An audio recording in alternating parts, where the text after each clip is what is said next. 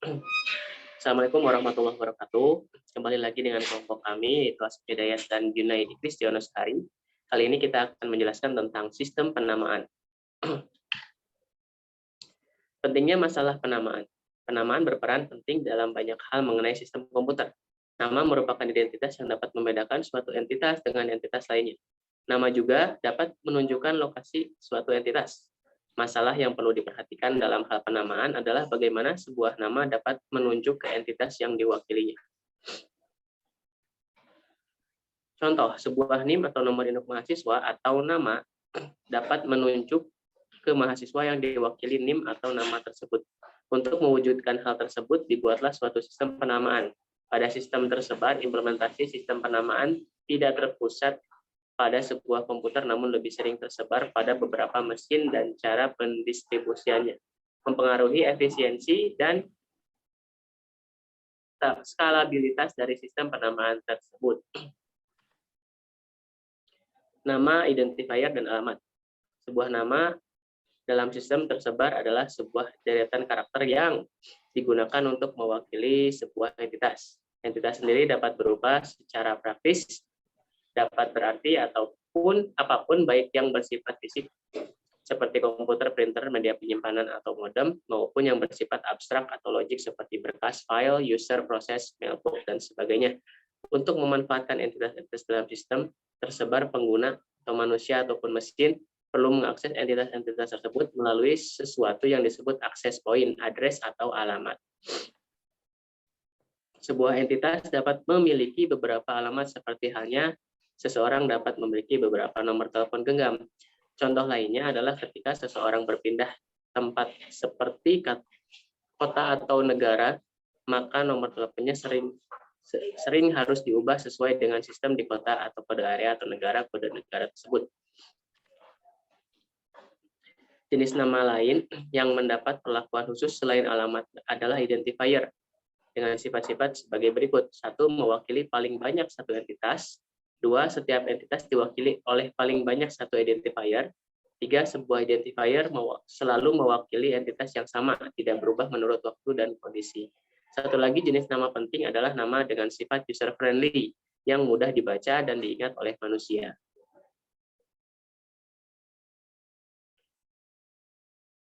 Next.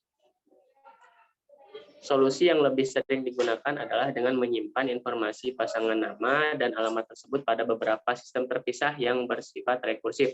Contohnya untuk mengetahui alamat www.yahoo.com. 1.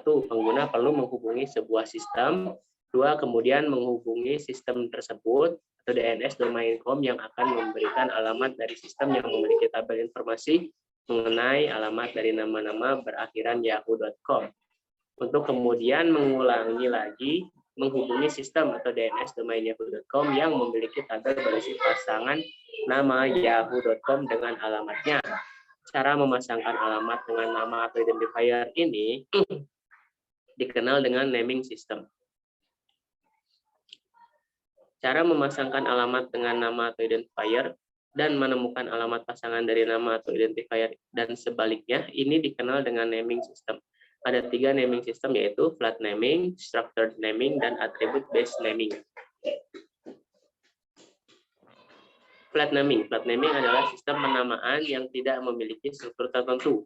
Nama dalam flat naming terdiri dari sederetan bit karakter yang tidak mengandung informasi tentang bagaimana menemukan alamat untuk entitas yang diwakili oleh nama tersebut. Selanjutnya, flat naming, teknik resolving. Cara penamaan ini memang sederhana, tapi menimbulkan akibat yang tidak sederhana dalam cara menemukan alamat entitas yang diwakilinya. Ada beberapa solusi dalam menyelesaikan masalah menemukan pasangan alamat atau menerjemahkannya nama menjadi alamat atau resolving. Pada sistem penamaan flat naming yaitu broadcasting dan multicasting, forwarding pointer, home based approach, dan hierarchical search tree.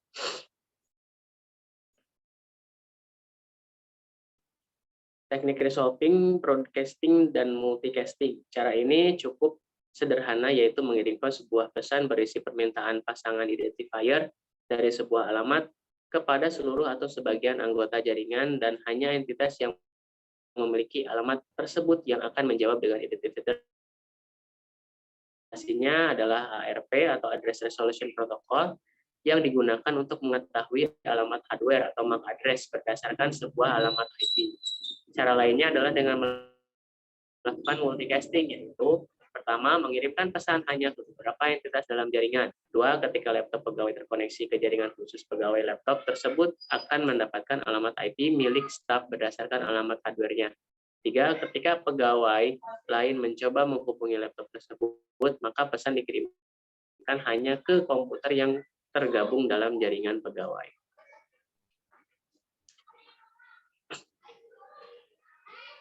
Forwarding pointer. Pada teknik ini, setiap kali sebuah entitas berpindah lokasi dan mendapatkan alamat baru, maka entitas tersebut meninggalkan informasi mengenai lokasi barunya di lokasi lamanya, sedemikian sehingga entitas lain yang mencarinya dapat menelusuri jejak perpindahan dan berkomunikasi dengan entitas tersebut. Informasi tersebut dikenal sebagai pointer. Permasalahan timbul ketika entitas bergerak cukup sering dengan jarak yang semakin jauh. Rantai pointer akan semakin panjang sehingga penelusuran dapat memakan sumber daya lebih besar dan mengakibatkan penurunan kinerja. Home-based approach, alternatif teknik lain yang tidak mengalami permasalahan ketika entitas bergerak dalam jaringan skala besar adalah pendekatan home-based, yaitu sebuah teknik resolving sedemikian sehingga sebuah entitas bergerak memiliki entitas agen dengan sebuah alamat tetap yang menjadi alamat rumah. Ketika entitas tersebut bergerak ke lokasi lain, entitas tersebut akan mendapatkan alamat baru yang kemudian didaftarkan entitas agen yang berada di alamat rumah. Ketika sebuah pesan dikirimkan ke entitas bergerak tersebut, tujuan dari pesan adalah alamat rumah. Entitas agen juga akan memberitahu pengiriman pesan alamat baru dari entitas bergerak tersebut, sehingga komunikasi berikutnya terjadi antara pengirim dengan entitas bergerak di lokasi barunya. Kekurangan teknik ini adalah penggunaan lokasi rumah yang tetap sehingga rumah ini harus dipastikan selalu tersedia.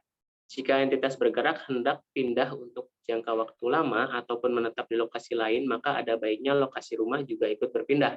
Solusi masalah ini adalah dengan mendaftarkan lokasi rumah pada sebuah layanan penerjemahan alamat atau naming service.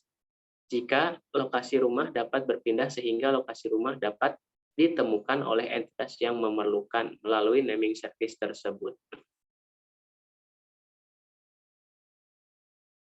Hierarchical search tree. Pada teknik ini, jaringan dibagi-bagi menjadi beberapa bagian yang dikenal sebagai domain. Domain-domain ini berada di dalam sebuah domain yang berada di tingkat paling atas yang meliputi seluruh jaringan atau top level domain. Sebuah domain yang berada di bawah atau dalam sebuah domain lain dikenal sebagai subdomain. Domain yang berada pada posisi memiliki subdomain lagi dikenal sebagai leaf domain.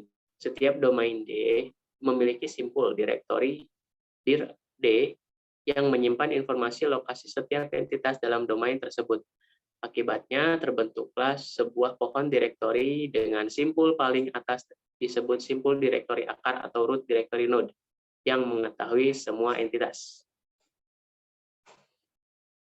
Untuk selanjutnya akan dijelaskan oleh rekan saya yaitu Yunaidi Kristianusari. Waktu dan tempat saya persilakan. Mute.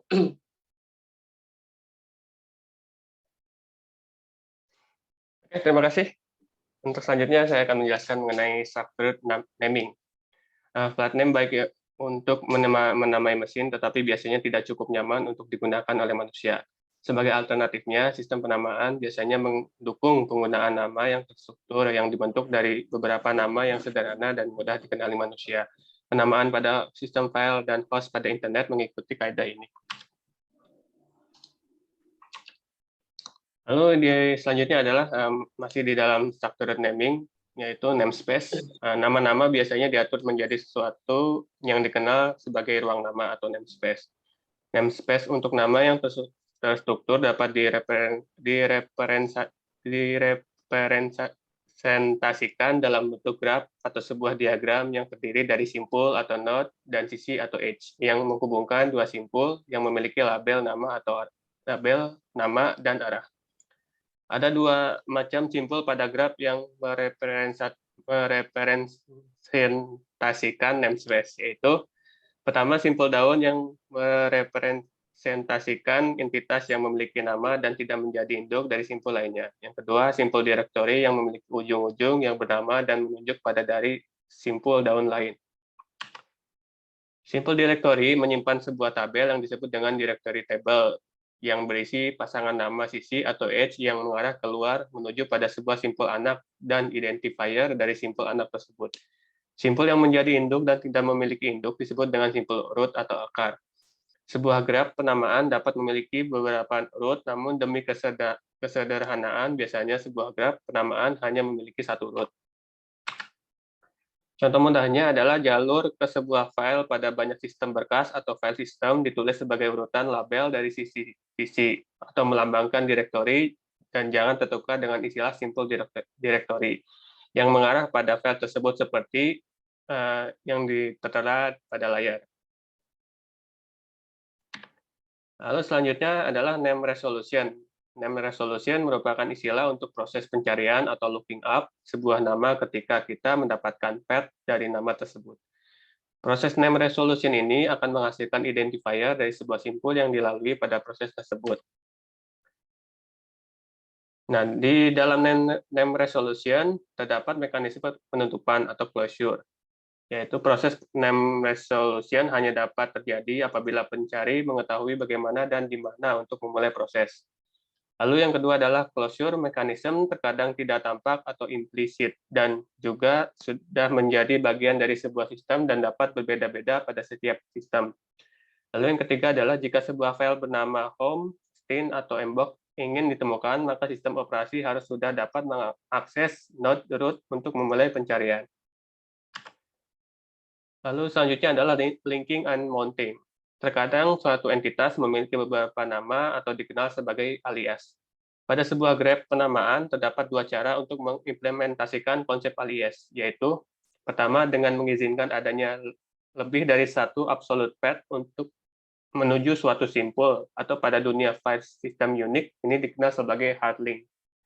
Lalu yang kedua, atau dengan merepresentasikan sebuah entitas dengan sebuah simpul daun yang berisi informasi berupa absolute path dari entitas tersebut. Cara ini kedua dikenal dengan istilah symbolic link. Lalu kembali lagi ke name resolution. Proses name resolution yang dicontohkan sejauh ini berada dalam sebuah namespace. Name resolution dapat juga melibatkan dua atau lebih namespace. Contohnya adalah mounted file system pada Unix. Proses mounting terjadi ketika sebuah simpul directory menyimpan identifier dari simpul directory yang berada di namespace yang berbeda atau dikenal sebagai simpul directory asing. Simpul directory yang menyimpan identifier simpul directory asing disebut juga sebagai mount point, sedangkan simpul directory asing dikenal sebagai mounting point. Pada sebuah sistem tersebar, proses mounting dapat dilakukan lintas komputer jika didukung oleh tiga informasi berikut ini, yaitu pertama nama dari protokol aksesnya, kedua nama dari komputer lain, dan yang ketiga adalah nama mounting point yang berada pada namespace yang dimiliki komputer tersebut. Contoh implementasinya adalah NFS atau Network File System yang dikembangkan oleh Sun Microsystems. Lalu implementasi namespace, yang pertama adalah namespace adalah inti dari layanan penamaan, yaitu sebuah layanan yang digunakan oleh pengguna, manusia maupun komputer untuk menambah, mengurangi, dan mencari nama-nama. Yang kedua adalah pada sebuah local area network, layanan ini biasanya disediakan oleh sebuah server atau name server saja. Namun pada sistem terdistribusi skala besar, layanan ini melibatkan beberapa name server. Lalu selanjutnya adalah implementasi namespace, yaitu distribusi namespace. Namespace yang digunakan pada sistem terdistribusi skala besar dan mungkin melibatkan seluruh dunia. Contohnya internet biasanya disusun dalam bentuk hierarkis dengan sebuah simple root. Pada implementasinya, dengan alasan efektivitas namespace dibagi menjadi tiga lapisan logik, yaitu pertama lapisan global yang terdiri dari simple root dan anak-anaknya yang menggambarkan organisasi atau sekumpulan organisasi dan isinya jarang berubah. Yang kedua adalah lapisan administrasional yang dibentuk oleh sekumpulan simple directory yang diatur dalam sebuah organisasi, berada dalam organisasi yang sama. Yang ketiga adalah lapisan manajerial, merupakan lapisan terakhir yang berisi simpul-simpul yang sering berubah. Berikut ini adalah contoh distribusi namespace, dapat dilihat pada gambar.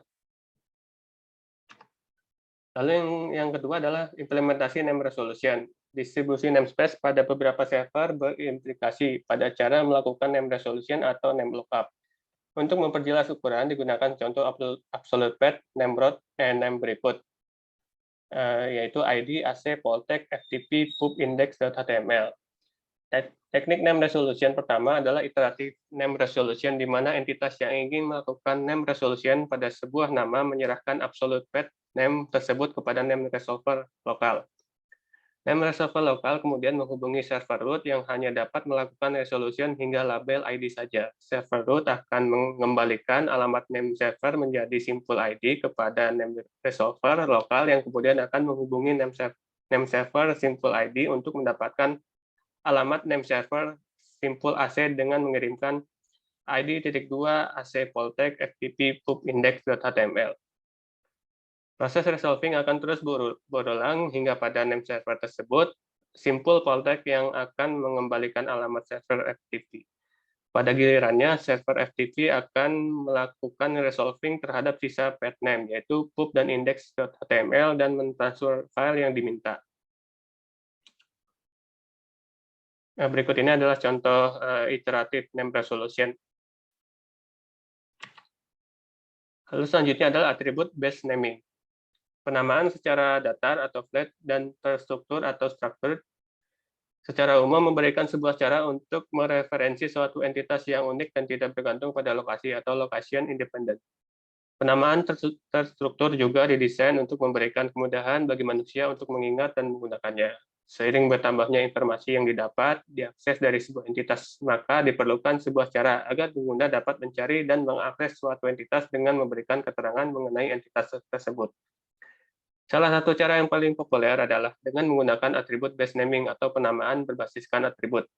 Dengan teknik ini, sebuah entitas diasosiasikan dengan sejumlah atribut yang memiliki nilai tertentu. Pengguna melakukan pencarian berdasarkan kriteria tertentu berupa jenis dan nilai atribut yang dimiliki entitas yang dicarinya.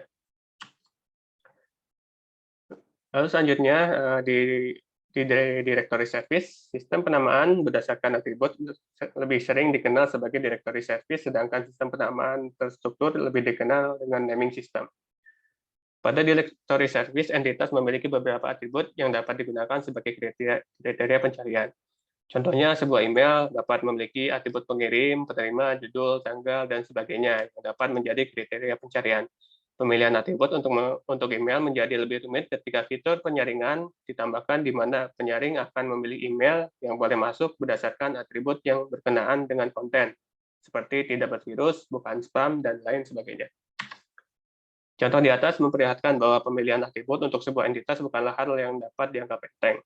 Meskipun dibuat konsensus tertentu mengenai atribut apa yang harus dipilih untuk sebuah entitas, pengalaman membuktikan bahwa pengisian nilai untuk suatu atribut secara konsisten oleh pihak-pihak yang berbeda ternyata membawa masalah tersendiri pada kasus pencarian musik atau video di database internet. RDF atau Resource Description Framework adalah salah satu cara yang dikembangkan untuk menyelesaikan masalah. Lalu selanjutnya adalah implementasi hierarkis lightweight Directory Access Protocol. RDAP adalah contoh nyata dari implementasi sistem directory service. Para pengguna sistem operasi jaringan Microsoft seperti Microsoft Windows NT, Windows 2000, dan Windows 2003 lebih mengenal Active Directory sebagai implementasi dari LDAP, sedangkan para pengguna sistem operasi turunan Unix seperti FreeBSD dan Linux lebih mengenal OpenLDAP sebagai implementasi dari LDAP. Pada LDAP terdapat sejumlah record yang dikenal sebagai directory entries. Directory entries dapat dibandingkan dengan resort record pada DNS. Setiap record berisi sekumpulan pasangan atribut dan nilai atribut tersebut. Setiap atribut juga diasosiasikan dengan tipe tertentu dan dibedakan antara atribut nilai tunggal dan atribut nilai banyak. Sekumpulan directory entries dalam LDAP disebut dengan Directory Information Base atau DIB. Pentingnya DIB adalah bahwa setiap record memiliki nama yang unik dan dapat dicari yang dikenal dengan Relative Distinguished Name atau RDN. Seperti halnya DNS, penggunaan RDN menghasilkan hierarki kumpulan directory entries yang dikenal sebagai Directory Information Tree atau DIT. Ya, mungkin cukup sekian presentasi dari kelompok kami. Apabila ada salah kata, mohon dimaafkan. Assalamualaikum warahmatullahi wabarakatuh.